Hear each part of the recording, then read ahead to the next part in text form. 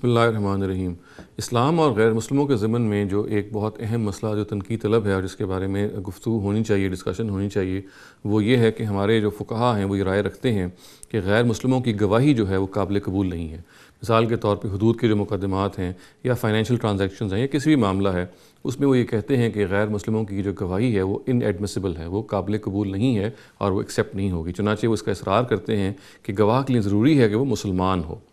تو سب سے پہلے تو یہ جان لینا چاہیے کہ اس مسئلے کو اگر ہم اسٹڈی کرتے ہیں اسلام کی اوریجنل سورسز میں، قرآن مجید میں، حدیث میں، تو ہمیں اس طرح کی کوئی بات براہ راست نہیں ملتی جو یہ کہتی ہو، یا کوئی آیت ایسے نہیں ملتی جو یہ کہتی ہو کہ ہم غیر مسلموں کو گواہ کے طور پہ اپوائنٹ نہیں کر سکتے۔ یہ اصل میں ایک استنباط ہے جو ہمارے بعض فقہا نے کیا ہے، اور کیا بھی قرآن مجید کی ایک آیت سے ہے۔ وہ آیت جو آیت دین کہلاتی ہے، سورہ بقرہ میں ہے، جس میں یہ بات بیان ہوئی ہے کہ اگر آپ قرض لیں تو قرآن مجید یہ کہتا ہے کہ ضروری ہے کہ اس قرض کو ڈاکیومنٹ کر لیا جائے، اس کو لکھ لیا جائے تاکہ نزاعات سے بچا جائے، ڈسپیوٹ سے بچا جائے، اور اس پر پھر کچھ گواہ طلب کر لیے جائیں تاکہ اس کو مکمل طور پہ اوتھینٹیکیٹ کر لیا جائے۔ اس ضمن میں جو گواہی کے بارے میں بات بیان ہوئی ہے تو قرآن یہ کہتا ہے کہ آپ گواہوں کو جو پسندیدہ گواہ ہیں، ممن ترضون کے الفاظ آئے ہیں، وہ جو گواہ آپ کے پسندیدہ ہیں ان میں سے آپ اپوائنٹ کیجئے تاکہ کوئی معاملہ خراب نہ ہو سکے۔ اس کو سامنے رکھ کے ہمارے بعض فقہا یہ کہتے ہیں کہ چونکہ غیر مسلم وہ ہیں جن سے ترک موالات کا حکم دیا گیا، جن سے تعلق کو توڑنے کا حکم دیا گیا، اور یہ وہ لوگ ہیں جو اللہ کے منکر ہیں، تو یہ کیسے ہمارے پسندیدہ ہو سکتے ہیں؟ تو چنانچہ وہ ریلیٹ کرتے ہیں کہ چونکہ غیر مسلم پسندیدہ گواہ نہیں ہو سکتے، لہٰذا ہمیں ان کو، غیر مسلموں کو، اپنے اس معاملے میں نہیں رکھنا چاہیے، اور ان کی جو گواہی ہے وہ ایکسیپٹیبل نہیں ہے۔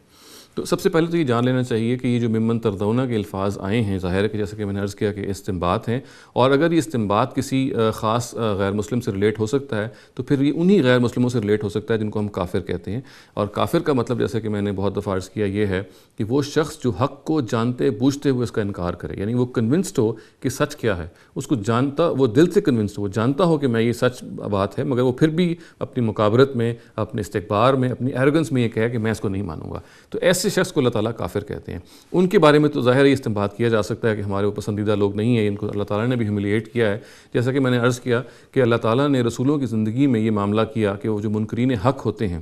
وہ جو حق کا جانتے بوجھتے ہوئے انکار کرتے ہیں، اللہ تعالیٰ ان کو دنیا میں سزا دیتا ہے تاکہ یہ سزا جو دنیاوی سزا ہے یہ دلیل بن سکے کہ آخرت میں بھی جزا اور سزا ہونی ہے۔ یہ پورا معاملہ جو اللہ تعالیٰ برپا کرتے ہیں رسولوں کی زندگی میں، اور پھر اس کے نتیجے میں جو غیر مسلم وجود میں آتے ہیں جن کو ہم کافر کہتے ہیں، ان سے پھر خاص معاملات ہیں جو کیے جاتے ہیں۔ اور ظاہر ہے کہ ایسے غیر مسلم جو حق کو جانتے بوجھتے ہوئے اس کا انکار کریں، کوئی بھی ان کو پسند نہیں کرے گا، اور کوئی بھی ان کو اللہ تعالیٰ کا بھی پسندیدہ بندہ نہیں گردانے گا۔ چنانچہ یہ استنباط اگر ہوتا بھی ہے تو ایسے غیر مسلموں کے بارے میں ہوتا ہے کہ جنہوں نے حق کو جانتے بوجھتے ہوئے جھٹلا دیا ہو۔ یہ بات بھی جاننی چاہیے کہ جو حق کو جانتے بوجھتے ہوئے جھٹلانا ہے، یہ ایک ایسی چیز ہے جس کا تعلق آپ کی انٹینشن سے ہے، آپ کے دل سے ہے، آپ کی نیت سے ہے، اور نیتوں کا معاملہ اللہ تعالیٰ ہی جانتا ہے، ہم نہیں جان سکتے۔ چنانچہ اللہ تعالیٰ نے اس زمانے میں بھی جب یہ باخبر کیا اپنے رسولوں کو کون وہ لوگ ہیں جنہوں نے حق کا جانتے بوجھتے ہوئے انکار کیا، تو اللہ تعالیٰ ہی نے باخبر کیا، یعنی رسولوں نے اس سے خود اجتہاد نہیں کیا، خود رائے نہیں قائم کی، بلکہ اللہ تعالیٰ نے ہی بتایا کہ کون وہ لوگ ہیں جن پہ حق اب اس درجے واضح ہو گیا ہے کہ اب یہ صرف ہٹ دھرمی کی وجہ سے حق کو جھٹلا رہے ہیں،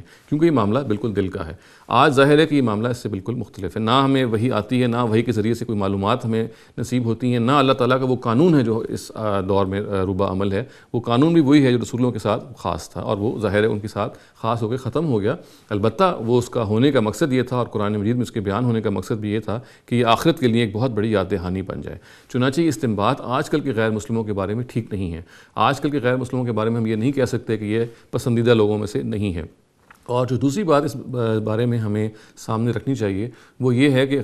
قرآن مجید نے سوائے چند معاملات میں گواہی کا کوئی نصاب ہی سرے سے مقرر نہیں کیا۔ نہ اس نے یہ کہا ہے کہ 2 گواہ ہوں یا 3 گواہ ہوں یا 5 گواہ ہوں یا کوئی خاص گواہوں کا ایک نصاب ہو، سوائے اس کے 1 یا 2 کیسز ہیں جس کو ہم کسی وقت ڈسکس کریں گے۔ عام معاملات میں اس سارے کے سارے معاملے کو ایک جج کی ثوابدید پہ چھوڑ دیا گیا ہے، ایک جج کی ڈسکریشن پہ چھوڑ دیا گیا ہے۔ وہ اپنے علم کی بنیاد پہ یہ ڈیسائیڈ کرے گا کہ کوئی گواہ اس کو قابل قبول ہے یا نہیں ہے۔ وہ گواہ مسلم بھی ہو سکتا ہے، غیر مسلم بھی ہو سکتا ہے، وہ گواہ مرد بھی ہو سکتا ہے، وہ گواہ عورت بھی ہو سکتی ہے۔ اس معاملے میں کوئی تفریق جو ہے اسلامی قانون میں نہیں رکھی گئی ہے، اور اس ضمن میں جو کچھ بھی استنباط کیے گئے ہیں وہ بعض غلط فہمی پر مبنی ہے۔ چنانچہ ہم یہ بات بالکل قطعی طور پہ کہہ سکتے ہیں کہ غیر مسلموں کی گواہی کا تعلق جہاں تک ہے تو وہ ایک جج کی ثوابدید پر، ایک جج کی ڈسکریشن پر مبنی ہے۔ جج اگر اس سے مطمئن ہے تو وہ قابل قبول قرار پائے گی، اور جج اگر اس سے مطمئن نہیں ہے تو پھر وہ ناقابل قبول قرار پائے گی۔ اقول قولی ھذا واستغفر اللہ لی ولکم ولسائر المسلمین والمسلمات۔